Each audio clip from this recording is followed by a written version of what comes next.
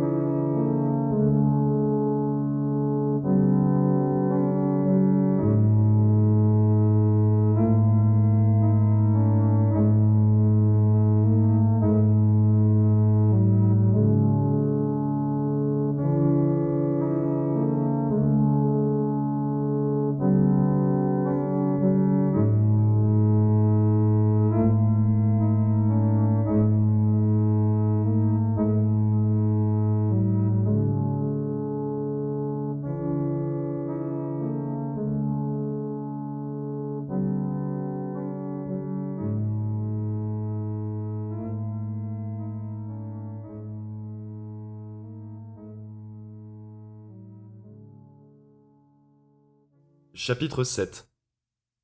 Le Seigneur Grom. La terre s'acharnait toujours sur la carène du navire. Ils finirent cependant par atteindre le rivage, puis le large, filant toujours plus vite. Les falaises de Melniboné devaient bientôt disparaître derrière eux pour céder la place à la brume éternelle de la mer bouillante. Elric jugea imprudent de s'aventurer avec ce navire, aussi magique fût-il, sur ces eaux tumultueuses. Il mit alors le cap sur la côte de l'Ormire, la plus sereine des nations des jeunes royaumes, et le port de Ramassaz, sur la côte ouest de l'Ormire. Si les barbares avec lesquels ils avaient récemment eu maille à partir avaient été du Lormire, Elric eût alors choisi une autre route. Mais ces barbares étaient très certainement venus du sud-est, de l'autre côté du continent, au-delà du Picaraïde. Les Lormiriens, gouvernés par leur roi Fadan, par sa corpulence et sa prudence, n'allaient certainement pas se lancer dans une attaque contre le navire des terres et des mers si la victoire n'était pas assurée. Lorsqu'ils entrèrent dans le port de Ramassaz, Elric donna l'ordre d'amarrer le navire selon les conventions, comme un navire ordinaire. Il attira néanmoins, par sa beauté, l'attention des habitants du port, qui furent étonnés de voir des Melnibonéens à son bord. On n'aimait guère les Melnibonéens dans les jeunes royaumes, mais on les redoutait. On traita donc Elric et ses hommes avec respect, en apparence du moins, et dans les auberges où ils descendirent, on leur servit de la nourriture et du vin relativement bon. Dans la plus grande auberge du front de mer, l'aller et retour, Elric trouva un tenancier fort bavard qui lui raconta qu'avant d'acheter son auberge, il avait été pêcheur, et qu'il connaissait bien les rivages du Grand Sud. Il connaissait les pays d'Oin et de Yu, assurément, mais ne les appréciait pas du tout. On a toujours l'impression qu'ils sont sur le pied de guerre, monseigneur. Il leva les yeux vers Elric avant de disparaître dans son verre de vin. Puis, s'essuyant la bouche, il hocha la tête. Ils doivent être en guerre contre les moineaux. L'Oin et l'Yun sont même pas des nations. Leur seule cité digne de ce nom, ou presque, c'est Dozkam, qu'ils se partagent. Une moitié de la cité se trouve sur la rive de l'Ar, l'autre moitié sur la rive opposée. Le reste de ces pays est habité par des paysans si incultes et si superstitieux qu'ils sont réduits à la misère. Ouais, il n'y a pas un seul soldat parmi eux.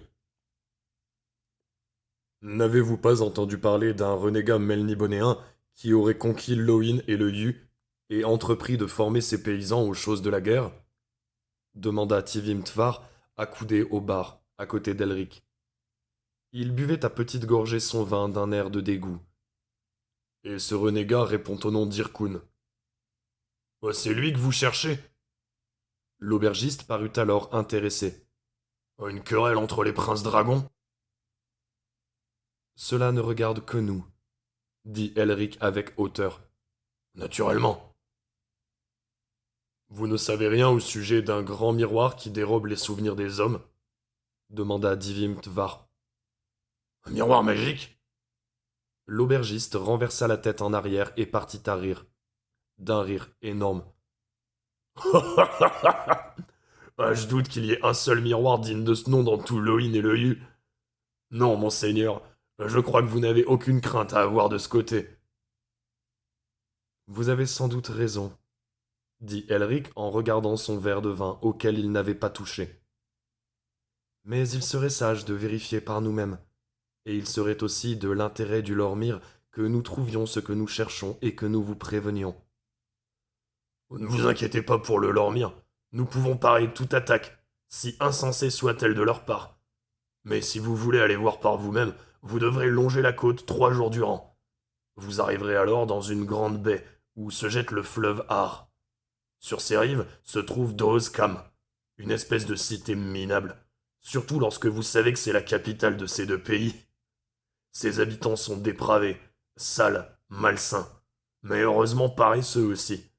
Ils ne sont donc pas dangereux, surtout si vous avez une épée. Lorsque vous aurez passé 1 heure à Dozkam, vous comprendrez alors que ces gens ne peuvent menacer personne, à moins qu'ils ne s'approchent trop près de vous et qu'ils vous communiquent leurs nombreuses maladies. L'aubergiste rit de nouveau à gorge déployée de sa plaisanterie. Lorsqu'il eut retrouvé son sérieux, il ajouta. À moins que vous ne redoutiez leur flotte. Elle se compose d'une douzaine de bateaux de pêche minables, qui pour la plupart sont en si mauvais état qu'ils ne s'aventurent jamais plus loin que les hauts fonds de l'estuaire. Elric repoussa son verre. Nous vous remercions. Il laissa une pièce d'argent de Melniboné sur le comptoir. Ça va être difficile pour vous rendre la monnaie, dit l'aubergiste artificieusement. Inutile de chercher, répondit Elric. Merci. Ne voulez-vous pas passer la nuit ici? Je vous offrirai les plus belles chambres de ramassage. Non, je ne pense pas, dit Elric. Nous dormirons à bord afin d'appareiller à l'aube. L'aubergiste regarda partir les Melnibonéens. Il mit instinctivement la pièce dans sa bouche, puis, croyant détecter un goût bizarre, la retira aussitôt. Il scruta la pièce, la retournant d'un côté puis de l'autre. L'argent de Melniboné pouvait-il empoisonner un simple mortel? Il valait mieux ne pas prendre de risques. Il fourra la pièce dans sa bourse et ramassa les verres que ses hôtes avaient laissés. Il n'aimait pas gaspiller la marchandise, mais il jugea plus sage de jeter le vin de crainte qu'il ne soit contaminé. Le navire des terres et des mers atteignit la baie le lendemain à midi. Il se rapprochait maintenant du rivage, dissimulé par un petit isthme à la luxuriante végétation tropicale. Elric et Divim Tvar avançaient lentement dans l'eau limpide des hauts fonds. Ils arrivèrent sur la plage et pénétrèrent dans la forêt. Ils avaient décidé d'user de prudence et de discrétion avant d'avoir vérifié l'exactitude du récit de l'aubergiste. Vers la pointe de l'isthme se dressait une colline relativement élevée sur laquelle poussaient plusieurs arbres. Elric et Divim Tvar se frayèrent à coups d'épée un chemin parmi les broussailles et arrivèrent au pied des arbres. Elric repéra celui qui présentait le moins de difficultés pour y grimper. Un arbre dont le tronc s'abaissait pour se redresser ensuite. Il rengaina son épée, puis se hissa sur le tronc, sur lequel il marcha avant d'arriver à des branches assez larges pour le porter. Pendant ce temps, Divim Tvar grimpait à un autre arbre, non loin de là. Ils finirent par découvrir toute la baie et la cité. Dozcam correspondait bien à la description qu'en avait faite l'aubergiste. Des maisons basses, crasseuses et, de toute évidence, misérables. C'était sans doute pour cette raison qu'Irkoun avait choisi cet endroit. Il n'avait dû rencontrer aucune difficulté à conquérir les pays d'Oin et de Yu avec l'aide de quelques Imériens bien entraînés et de ses alliés sorciers. Personne n'aurait songé à conquérir un pays où la richesse était inconnue et qui n'occupait pas une position stratégique. Si Irkoun tenait à ne pas être découvert, il avait bien choisi sa cachette. Mais l'aubergiste s'était trompé pour ce qui était de la flotte de Dozcam. Même de l'endroit où ils étaient, Elric et Divim Tvar pouvaient compter au moins 30 gros navires de guerre dans le port. Et il semblait y en avoir d'autres, mouillés en amont du fleuve. Ils étaient cependant moins intéressés par ces navires que par la chose étincelant au-dessus de la cité. Une chose montée sur d'énormes piliers soutenant un axe qui portait un immense miroir rond. Par sa forme même, ce miroir était aussi peu l'œuvre d'un simple mortel que le navire à bord duquel les Melnibonéens étaient arrivés là. C'était le miroir des souvenirs, sans aucun doute. Ceux qui avaient mouillé dans ce port avaient dû perdre tout souvenir de ce qu'ils avaient vu. Je crois, monseigneur, commença Divim Tvar du haut de son perchoir, qu'il serait imprudent d'entrer directement dans le port de Daoskam. En fait, ce pourrait même être dangereux d'entrer dans la baie. Je pense que nous voyons le miroir simplement parce qu'il n'est pas dirigé vers nous. Mais vous remarquerez qu'il y a un système de rotation qui permet de le tourner dans toutes les directions, sauf une, la direction du continent, au-delà de la cité. Cela se conçoit très bien, car qui aborderait l'Oin et le Yu par l'intérieur, par les déserts qui s'étendent au-delà des frontières de ces deux pays, et qui, à part les habitants de l'Oin et de Yu, auraient besoin d'approcher la capitale par les terres. Je crois que j'ai compris ce que vous voulez dire, dit Vim Tvar. Vous jugez donc sage de tirer parti des particularités de notre navire et d'aborder Doskam par les terres, de déclencher une attaque surprise et de faire intervenir ces vétérans que nous avons emmenés avec nous. Il faudrait faire vite, ignorer les nouveaux alliés du prince Irkoun et concentrer toutes nos forces pour retrouver le prince Irkoun et les renégats. Serait-ce possible, Elric? Faire une descente surprise dans la cité, arrêter Irkoun et sauver Simoril puis repartir aussitôt? Étant donné que nous n'avons pas assez d'hommes pour donner l'assaut, c'est tout ce que nous pouvons faire, bien que cela ne soit pas sans danger. L'effet de surprise sera nul, évidemment, une fois l'attaque déclenchée. L'échec d'une première invasion rendrait plus difficile une deuxième tentative. Nous avons aussi la solution de pénétrer dans la ville de nuit, et d'espérer trouver Irkoun et Simoril seuls. Mais alors, nous n'utiliserions pas notre arme majeure, le navire des terres et des mers. Je crois que votre plan est meilleur, dit Vim Tvar. Mettons maintenant le cap sur les terres, en espérant que Grom mettra un certain temps à nous trouver, car je le soupçonne d'essayer de reprendre possession du navire. Ils redescendirent des arbres. Elric reprit son poste sur le pont avant du beau navire, et ordonna au timonier de mettre le cap sur les terres. Avec la moitié seulement de ses voiles dehors, le navire fila gracieusement sur l'eau, puis sur le banc de roche. Les arbustes en fleurs de la forêt s'effacèrent devant la proue, puis ce fut l'obscurité de la jungle luxuriante, le croassement et le piaillement des oiseaux effrayés, les regards terrorisés des petits habitants des arbres, qui faillirent perdre l'équilibre en voyant le navire sillonner tranquillement la forêt en contournant seulement les plus gros arbres. C'est ainsi qu'ils arrivèrent à l'intérieur du pays d'Oin, situé au bord du fleuve Har et qui marquait la frontière entre l'Oin et le Yu. L'Oin était essentiellement un pays de savane et de steppe. Ses habitants travaillaient seulement la terre car ils redoutaient la forêt et ne s'y aventuraient jamais, bien que cette forêt renfermât toute la richesse de l'Oin. Le navire avançait assez rapidement. Ils arrivèrent dans une plaine où ils devaient bientôt découvrir un lac immense qui miroitait au loin. Divim Tvar consulta alors la carte rudimentaire qu'il s'était procurée à Ramassaz, selon laquelle Il leur fallait mettre de nouveau le cap vers le sud et rallier Dooscam, en décrivant un grand demi-cercle. Elric approuva, et le navire vira de bord. C'est alors que la terre trembla à nouveau. D'énormes vagues d'herbe déferlèrent autour du navire, en dérobant toute visibilité aux hommes de l'équipage. Le navire se mit à rouler et à tanguer. 2 Émiriens tombèrent du gréement et s'écrasèrent sur le pont. Le maître d'équipage hurlait des ordres. Tout cela dans un silence qui ne faisait qu'ajouter au tragique de la situation. Le maître d'équipage cria à ses hommes de rester à leur poste. Et tous ceux qui n'ont rien à faire, dans l'entrepont, immédiatement ajouta-t-il.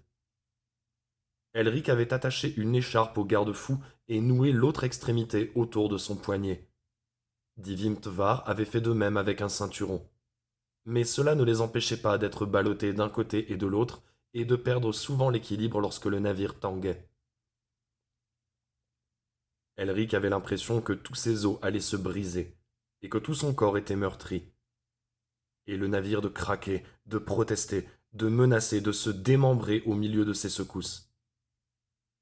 Est-ce là l'œuvre de Grom, Elric demanda Divim Tvar haletant.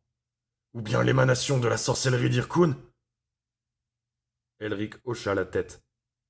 Ce n'est pas Irkun qu'il faut accuser, mais Grom, et je ne sais pas comment apaiser son courroux. Mais ce n'est peut-être pas Grom qui est le plus puissant des seigneurs des élémentaires. Ne viole-t-il pas ainsi le pacte qu'il a conclu avec son frère? Non, je ne le pense pas. Le seigneur Strachan nous avait prévenu qu'un tel incident pouvait se produire.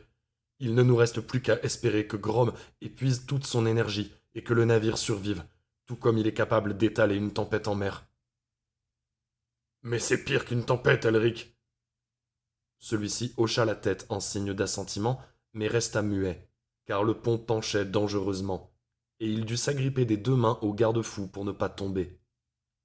Puis le silence fut soudain rompu par un grondement et un rugissement qui avait quelque chose d'un rire. « Seigneur Grom !» hurla Elric. « Seigneur Grom, laissez-nous vivre. Nous ne vous avons fait aucun mal. » Mais le rire se fit de plus en plus fort, secouant le navire tout entier qui luttait contre les vagues gigantesques de la terre, contre les arbres, les collines, les rochers qui déferlaient sur lui sans jamais l'engloutir, car Grom tenait sans doute à retrouver son navire intact. « Grom, vous n'avez rien à reprocher aux mortels !» cria Elric. « Laissez-nous vivre, demandez-nous une faveur si vous voulez, mais de votre côté, aidez-nous !» Elric criait presque tout ce qui lui venait à l'esprit. En vérité, il n'avait aucun espoir d'être entendu par le dieu de la terre, et il n'espérait même pas que le seigneur Grom prît la peine de les écouter si toutefois les élémentaires avaient une ouïe. Mais il ne pouvait rien faire d'autre. « Grom, Grom, Grom, écoute-moi !» La seule réponse qu'Elric reçut, ce fut ce même rire, encore plus fort, qui ébranlait ses nerfs. Les vagues de la terre se creusaient de plus en plus. Elric crut qu'il allait devenir fou. « Seigneur Grom, voulez-vous simplement détruire ceux qui ne vous ont jamais fait aucun mal ?» Puis les secousses lentement s'apaisèrent. Le navire s'immobilisa et une gigantesque silhouette brune apparut. Elle avait la couleur de la terre et l'apparence d'un vieux chêne.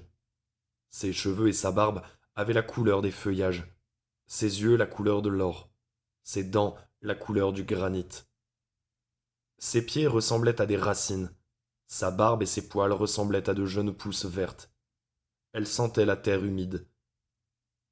C'était le seigneur Grom des élémentaires de la terre.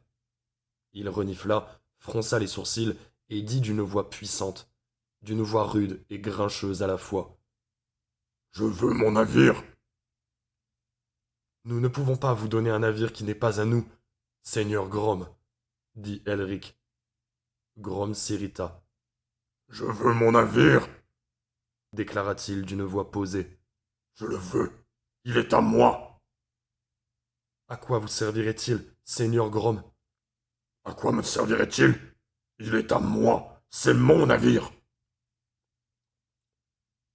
Grom frappa du pied et le sol trembla. Elric dit, en désespoir de cause. « Le navire est à votre frère, seigneur Grom. C'est le navire du seigneur Straacha. Il vous a donné une partie de son royaume et vous lui avez laissé le navire. Telles étaient les clauses du pacte. Je ne sais pas ce qu'est un pacte. Ce navire est à moi. Vous savez que, si vous prenez le navire, le seigneur Straacha vous reprendra le territoire qu'il vous a donné. Je veux mon navire. La gigantesque silhouette changea de posture. Des morceaux de terre tombèrent avec un bruit sourd sur le sol et le pont du navire. Il vous faudra alors nous tuer pour l'avoir, déclara Elric. Vous tuez. Grom ne tue pas les mortels. Il ne tue rien. Grom construit. Grom engendre. Vous avez déjà tué 3 membres de l'équipage, fit remarquer Elric. 3 hommes ont péri, seigneur Grom, lorsque vous avez soulevé la tempête terrestre. Grom fronça ses larges sourcils et se gratta la tête, faisant alors entendre un bruissement de feuilles. Grom ne tue pas, répéta-t-il. Le seigneur a tué, dit Elric d'un ton calme. 3 hommes. Je veux mon navire en tout cas, grommela Grom. Votre frère nous a prêté ce navire. Nous ne pouvons vous le donner. D'ailleurs, nous sommes à bord de ce navire pour remplir une noble mission. Nous... Je ne sais pas ce qu'est une mission, et je m'en moque. Je veux mon navire. Mon frère n'aurait pas dû vous le prêter. Je l'avais presque oublié, mais maintenant je sais qu'il existe, et je le veux. N'accepteriez-vous pas autre chose en échange du navire, seigneur Grom demanda soudain Divim Tvar. Un autre présent. Grom hocha la tête. Une tête monstrueuse. Comment un mortel pourrait-il me donner quelque chose? Ce sont toujours les mortels qui me prennent quelque chose. Ils me volent mes os, mon sang, ma chair. Pourriez-vous me restituer tout ce que votre race m'a volé? N'y a-t-il pas une chose bien définie que vous désireriez dit Elric. Grom ferma les yeux. Des métaux précieux, des bijoux, suggéra Divim Tvar. Nous en avons beaucoup à Melniboné. J'en ai aussi beaucoup, dit le seigneur Grom. Elric haussa les épaules de désespoir. Comment négocier avec un dieu, Divim Tvar? Il sourit, d'un sourire amer. Que peut désirer le seigneur de la terre? Plus de soleil, plus de pluie. Cela, nous ne pouvons le lui donner. Je suis un dieu acariâtre, dit Grom. Si toutefois je suis un dieu, mais je ne voulais pas tuer vos camarades. J'ai une idée. Donnez-moi leur corps. Enterrez-les dans mon royaume. Elric sursauta. Est-ce tout ce que vous voulez de nous? Cela est beaucoup. Pour moi. Et vous nous laisserez ensuite poursuivre notre route? Sur mer, oui, bougonna Grom. Je ne vois pas pourquoi je vous laisserai naviguer sur mes terres. C'est trop me demander. Vous pouvez aller sur ce lac là-bas.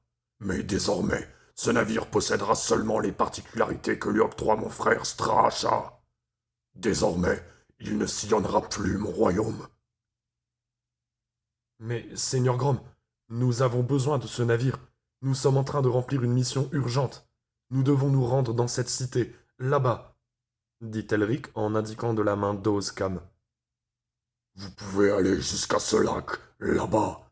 Mais après cela, le navire ne voguera plus que sur mer. Maintenant, donnez-moi ce que je vous demande. Elric appela le maître d'équipage qui, pour la première fois, semblait s'étonner de ce dont il était témoin. Apportez-moi les corps. Les corps furent montés sur le pont. Grom allongea une de ses gigantesques mains et les ramassa. Merci, grommela-t-il. Bon voyage. Puis il s'enfonça lentement dans le sol. La terre engloutit sa gigantesque silhouette. Le navire appareilla à destination du lac. C'était son dernier voyage sur la terre. Ainsi nos plans ont échoué, dit Elric. Divim Tvar regardait en direction de la surface miroitante du lac, l'air consterné. Oui, nous les avions pourtant élaborés avec soin. J'hésite à vous le suggérer une nouvelle fois, Elric, mais je crains que nous n'ayons de nouveau à recourir à la sorcellerie si nous voulons mener à bien notre entreprise. Elric soupira. Oui, je le crains aussi, dit-il.